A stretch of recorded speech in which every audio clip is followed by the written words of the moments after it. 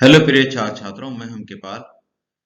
आज हम आपको करा रहे हैं इतिहास के मानचित्र।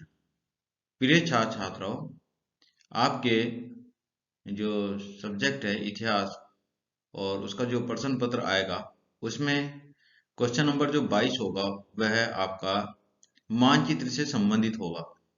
यह मानचित्र 10 अंक का होगा, 10 मार्क्स का है और इसके दो खंड होंगे, क और ख। 5-5 अंक के होंगे दोनों खंड और बहुत ही आसान तरीके से आप इसमें 10 में से 10 अंक प्राप्त कर सकते हैं। यह आपके लिए एक तरह से बोनस पॉइंट है। कम समय में अच्छे अंक प्राप्त कर सकते हैं यदि आप सही तरीके से सही तरह से अपना मानचित्र में स्थान अंकित करेंगे। जो पूछे गए स्थान है वह आप सही तरीके से अंकित करेंगे। तो प्रिय छात्रों, इस क्वेश्चंस के लिए हमने अभी वीडियो बनानी प्रारंभ की है। आज हमने इसमें दो क्वेश्चन लिए हैं जो मानचित्र से संबंधित स्थल पूछे जाते हैं, अंकित कराए जाते हैं। पहला है आपका हड़प्पा सभ्यता से संबंधित स्थान भारत के मानचित्र में अंकित कीजिए, और दूसरा है 16 महाजनपद से संबंधित स्थल जो है वह भारत के मानचित्र में अंकित कीजिए। ये हमारे दो क्वेश्चन है जो आज हम आपको कराएंगे। तो प्रिय छात्रों, यदि अभी तक आपने हमारे चैनल को सब्सक्राइब नहीं किया है तो चैनल को सब्सक्राइब जरूर कर लीजिए, क्योंकि आगामी जो मानचित्र से संबंधित जो वीडियो हैं वो भी हम आपके लिए बनाते रहेंगे और अपलोड करते रहेंगे। तो बेल नोटिफिकेशन को आप दबा दीजिए ताकि आगे भी आपको वीडियो मिलती रहे। तो प्रिय छात्रों, अब हम प्रारंभ करते हैं अपना मानचित्र। यह हड़प्पा सभ्यता संबंधित स्थल हैं जो कि भारत के मानचित्र में अंकित कराए गए हैं।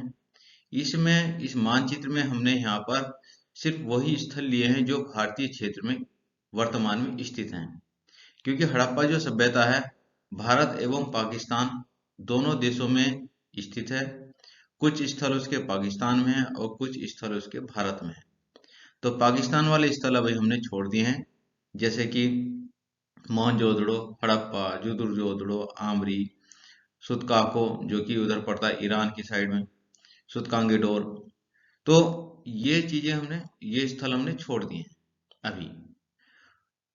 फिर हम जब विस्तार रूप से अब कराएंगे, क्योंकि हमने अभी इस समय आपको प्रश्न पत्र को ध्यान में रखते हुए स्थल आपको तैयार कराने हैं, अंकित कराने हैं, समझाने हैं। तो हम प्रारंभ करते हैं हड़प्पा सभ्यता से संबंधित स्थल। सबसे उत्तर में हम देखते हैं यहाँ पर यह है मांडा। जो मांडा है वह जम्मू कश्मीर में स्थित है और हड़प्पा सभ्यता का सबसे उत्तरी छोर मांडा को माना जाता है। तो आप देख लीजिए कि मांडा कहाँ पर है, जम्मू कश्मीर में। आपको पता होना चाहिए कि जम्मू कश्मीर कहाँ पर है मानचित्र में। आप एक काम और कीजिए, जो भी आप मानचित्र भरेंगे आप उसमें अध्ययन जरूर कीजिए। 2-3 मानचित्र आप लीजिए और उसमें बार बार आप स्थल भरकर उसमें अध्ययन कीजिए, और जो मानचित्र हो वह स्टेट वाइज उसमें डिवीजन होना चाहिए। इस तरह का मानचित्र आप लीजिए। मांडा है जम्मू कश्मीर में। फिर उसके आप नीचे की साइड आ जाइए, यह है यहाँ पर रोपड़। तो जो रोपड़ है, रोपड़ पंजाब राज्य में स्थित है यहाँ पर रोपड़। फिर उसी के साइड में इधर आप चलेंगे तो राखीगढ़ी है यहाँ पर, ये राखीगढ़ी है। और राखीगढ़ी के नीचे इधर आप बनावली है, बनावली राखीगढ़ी के नीचे बनावली है। फिर आप यहाँ पर देखेंगे ये इस स्थल पर, यहाँ पर ये जो जगह है, इस जगह पर ये है आपका मीताथल। मीताथल जो है, देखो यहाँ पर रोपड़ पंजाब में है और 3 स्थल राखीगढ़ी, बनावली और मीताथल तीनों हरियाणा राज्य में स्थित हैं। आप इस बात को जरूर ध्यान रखें कि कौन से राज्य में स्थित है, हरियाणा राज्य में स्थित है। तो आप मानचित्र को, जिस समय आपको मानचित्र मिलेगा, मानचित्र वह आपको स्टेट वाइज मिलेगा तो आप उसमें यह जरूर देख लें कि हरियाणा कहाँ पर है। तो तीनों स्थल राखीगढ़ी, बनावली और मिताथल आपको हरियाणा में ही अंकित करने हैं। तो आपका आंसर बिल्कुल ठीक रहेगा। आप देख लीजिए कि सबसे ऊपर कौन सा है, जैसे राखीगढ़ी है, राखीगढ़ी के फिर उसके बाद में आपका यहाँ पर बनावली है, और बनावली के साइड में ही आपका नीचे की साइड आएगा यहाँ पर ये मिताथल। तो ये तीनों स्थल जो हरियाणा में स्थित हैं। फिर आइए आप उत्तर प्रदेश में चलते हैं। तो एक स्थल है आलमगीरपुर। आलमगीरपुर, यह है आलमगीरपुर। आलमगीरपुर उत्तर प्रदेश में स्थित है और यह हिंडन नदी के किनारे स्थित है। उत्तर प्रदेश में है और हिंडन नदी के किनारे स्थित है ये। और ये माना जाता है कि ये नवीनतम स्थल है, जो कि सबसे बाद में अभी तक खोजा गया हड़प्पा सभ्यता से इसका स्थल है। नवीनतम मानेंगे हम इसको, नवीनतम स्थल है। और हालांकि अभी भी लगातार निरंतर खुदाई चल रही है, जो हड़प्पा सभ्यता से संबंधित स्थल खोजे जा रहे हैं। अब उसके बाद ये हो गया आपका। आप देख लीजिए उत्तर प्रदेश। उत्तर प्रदेश में कहाँ पर, क्योंकि उत्तर प्रदेश तो बहुत बड़ा है। आप इसको अंकित कीजिए उत्तर प्रदेश में जहां पर मेरठ है। हिंडन, हिंडन नदी देखना आप मानचित्र में। और मेरठ के आसपास का जो क्षेत्र है वहां पर उस जगह, यानी कि आप देख लीजिए दिल्ली कहाँ पर है। दिल्ली के पास में ही वहां पर मेरठ है, और उधर की साइड में आपको आलमगीरपुर अंकित करना है। एरो लगाकर अंकित कर दीजिएगा अगर जगह नहीं है तो आप इसको भरते जाइए साथ साथ। फिर उसके बाद हम चलते हैं राजस्थान में। और राजस्थान में स्थल है कालीबंगा। राजस्थान में स्थल है कालीबंगा। और ये जो स्थल है गंगानगर जिले में स्थित है। कालीबंगा राजस्थान के गंगानगर जिले में स्थित है और यह रेगिस्तानी एरिया है। यहाँ पर रेगिस्तान है। कालीबंगा की विशेषता यह है कि यहाँ से लकड़ी की नालियां प्राप्त हुई हैं। और कालीबंगा इसका नाम इसलिए है क्योंकि कालीबंगा, जो काली चूड़ियां हैं, काली चूड़ियों को कालीबंगा कहा गया। उसी के नाम पर इस स्थल का नाम कालीबंगा पड़ा है। आप सब बस इतना ध्यान रखिए कि ये राजस्थान में है, और राजस्थान का जो गंगानगर जिला है वहां पर कालीबंगा स्थित है। तो आप देख लीजिए एक बार मानचित्र में कि कहाँ पर किस जगह आपको ये कालीबंगा अंकित करना है। तो ये कालीबंगा आपका राजस्थान में है। फिर उसके बाद हम चलते हैं गुजरात में। अभी तक के भारत में सबसे अधिक हड़प्पा स्थल जो प्राप्त हुए हैं वह गुजरात से प्राप्त हुए हैं। ये आपका जीके का क्वेश्चन भी है कि हड़प्पा सभ्यता से संबंधित सबसे अधिक स्थल कहाँ से प्राप्त हुए हैं। यह भारत में, भारत की बात कर रहे हैं हम, तो गुजरात में प्राप्त हुए हैं।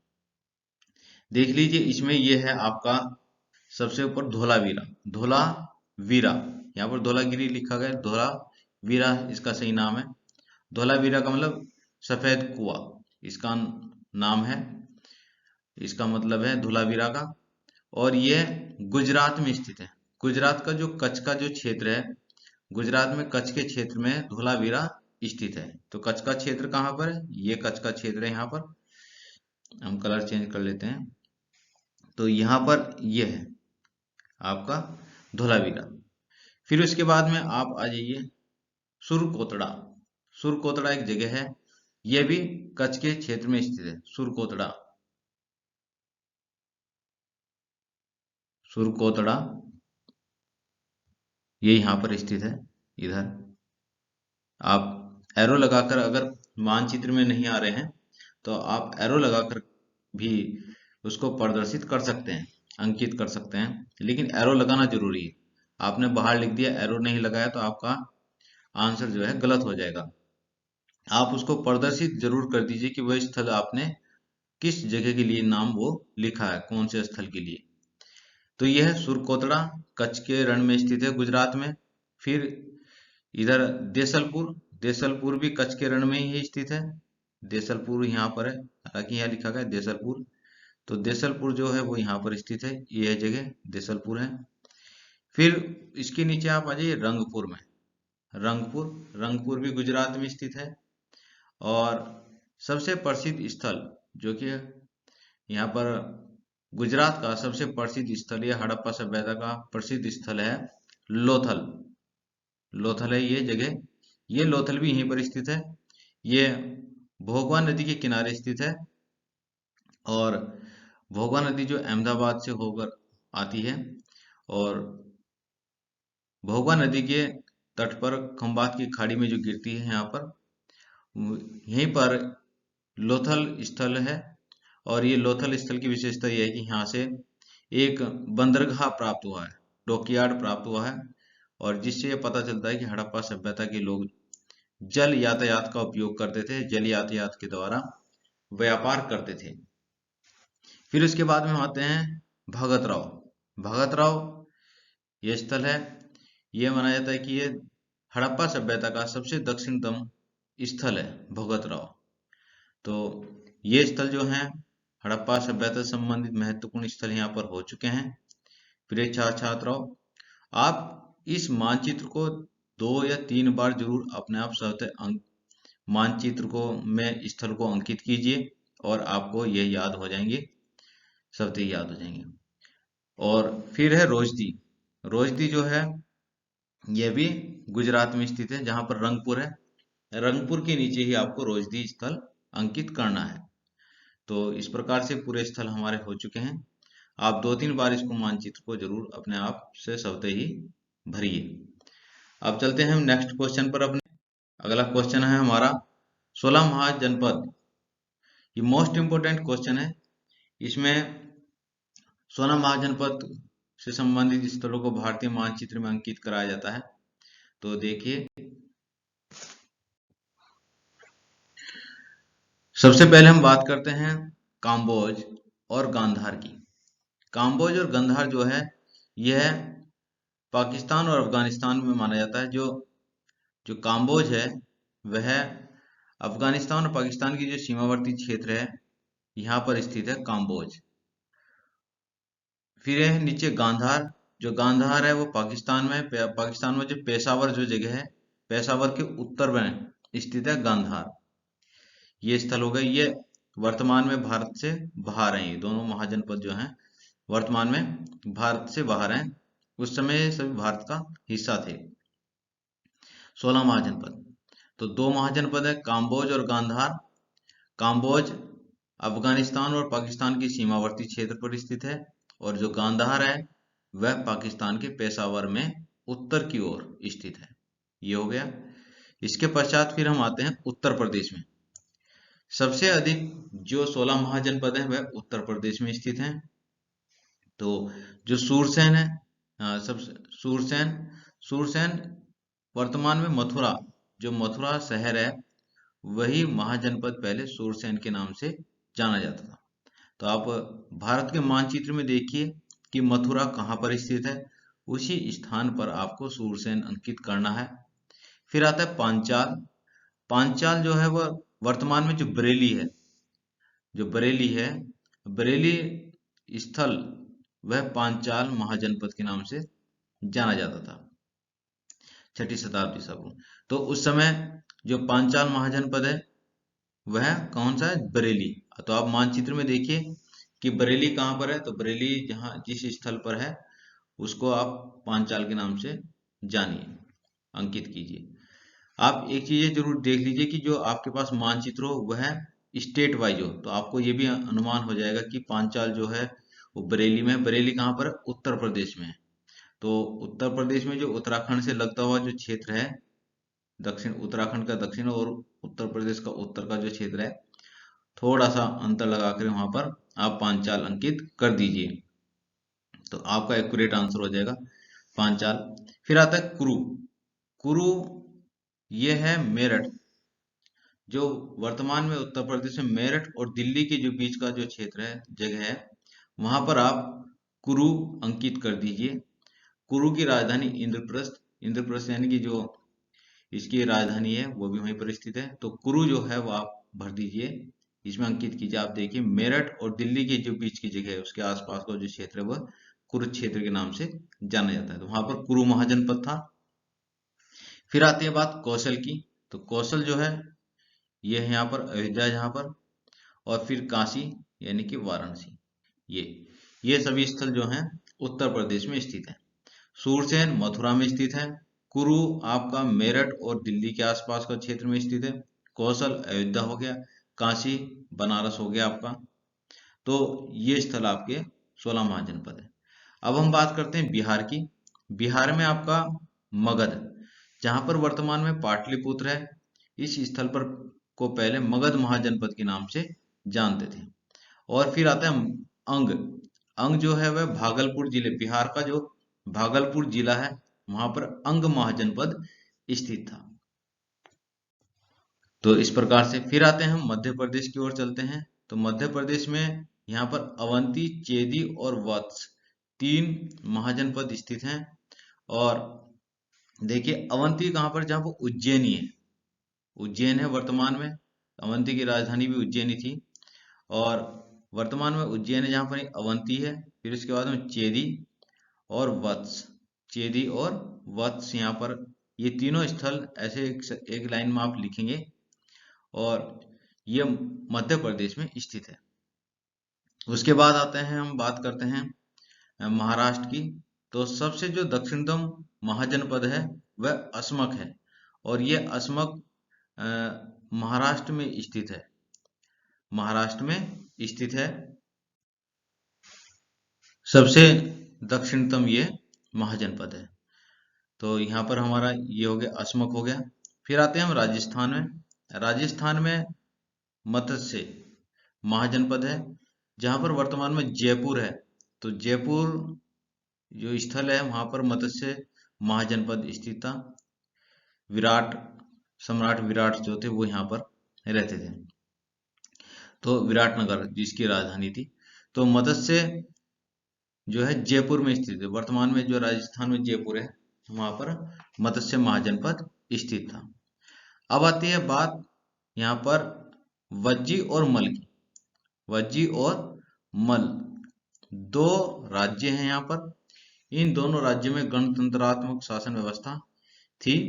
और ये दोनों स्थल जो हैं नेपाल की तराई में, जो कि उत्तर प्रदेश से, बिहार से लगता हुआ जो क्षेत्र है नेपाल का, उसमें स्थित है। तो वज्जी आपका यहाँ पर स्थित होगा। ये स्थल है आपका वज्जी, यहाँ पर वज्जी है ये। और इधर की साइड में यहाँ पर ये मल है। तो जहां पर आपने इसमें मगध अंकित करेंगे, उसके ऊपर की साइड में नेपाल से लगता हुआ, नेपाल का जो क्षेत्र आपको बॉर्डर लाइन दिखाई देगी, उससे लगता हुआ आप वहां पर मल अंकित कर दीजिए। और इसी प्रकार से आप उत्तर प्रदेश की साइड में होते हुए आप वहां पर वज्जी अंकित कर दीजिए। तो ये आपका स्थल हो जाएंगे। और इन दोनों महाजनपदों में गणतंत्रात्मक शासन व्यवस्था स्थापित थी। बाकी अन्य जितने भी और 14 महाजनपद हैं ये, इनमें समय राजतंत्र व्यवस्था थी।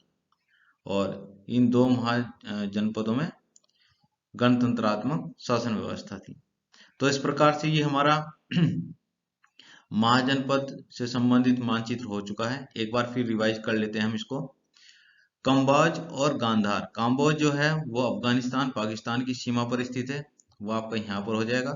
फिर पाकिस्तान में गांधार हो गया, गांधार महाजनपद जहाँ की गांधारी थी और शकुनी था जहाँ का, जिस राज्य का। तो 16 महाजनपद ये हो गया, मतलब गांधार। और असमक आपका ये महाराष्ट्र में प्रतिष्ठान जगह पड़ती है, उस जगह का स्थित है, उस जगह पर है। अवंती उज्जैनी में है ये गुजरात और मध्य प्रदेश का जो सीमावर्ती जो क्षेत्र है वहां पर उज्जैन स्थित है। उस स्थल पर आप इसको अंकित करेंगे। है ये लोकेटेड, जो स्थित है इसकी लोकेशन वह मध्य प्रदेश में है। फिर आपका चेदी आता है और वत्स, ये दोनों भी मध्य प्रदेश में स्थित हैं। अंग जो है वो बिहार के भागलपुर जिले में स्थित है। और मगध वर्तमान में जो पाटलिपुत्र है, पाटलिपुत्र में स्थित है। मल और वज्जी जो हैं, मल और वज्जी ये नेपाल की तराई में स्थित हैं। जो बिहार से और उत्तर प्रदेश से लगता हुआ जो बॉर्डर है, नेपाल का तराई का जो क्षेत्र है, वहां पर आप इसको अंकित करेंगे। फिर आती है पांचाल। पांचाल आपका बरेली में स्थित है। आप इसको देख लीजिए, बरेली जहां पर ये एरो लगा हुआ है, दिखाई दे रहा है एरो, तो यहाँ पर आपका पांचाल स्थित है। कुरु, कुरु आपका यहाँ पर इस जगह कुरु है, ये कुरु है जहां मैं एरो लेकर आया हूँ, इस जगह यहाँ पर कुरु है। तो यहाँ पर आप ऐसे भी कर सकते हैं, यहाँ पर लिख दीजिए कुरु बाहर की साइड, कुरु। तो ये कुरु है आपका। मत्स्य राजस्थान में है, जहाँ पर वर्तमान में जयपुर है। विराटनगर इसकी राजधानी थी। सूरसेन मथुरा में है। थोड़ा सा आप दिल्ली के साइड से नीचे की ओर चलिए, आगरा की साइड होते हुए इधर आपको मथुरा दिखाई दे जाएगा। तो यहाँ पर आप मथुरा यानी कि सूरसेन अंकित कीजिए। सूरसेन उस समय इसको सूरसेन महाजनपद के नाम से जाना जाता था। अब आप हमारा रहा है कौशल और काशी। कौशल जहाँ पर वर्तमान में अयोध्या है, और काशी यहाँ पर वर्तमान में बनारस है। ये महाजनपद थे। तो इस प्रकार से हमारे ये 16 महाजनपद हो चुके हैं पूरे। आप इसको भी 2-3 बार मानचित्र में अंकित कीजिए और ये शब्द ये आपको याद हो जाएंगे। तो प्रिय छात्र छात्राओं, आप इसको लगातार ऐसे करते जाइए। आगे फिर हम आपके लिए दूसरे मानचित्र लाएंगे, और साथ ही साथ हमारे चैनल को सब्सक्राइब भी कर लीजिए और ऑल नोटिफिकेशन भी आप उसको दबा दीजिए, ताकि आगे भी आपको इस तरह की वीडियो मिलती रहे। धन्यवाद।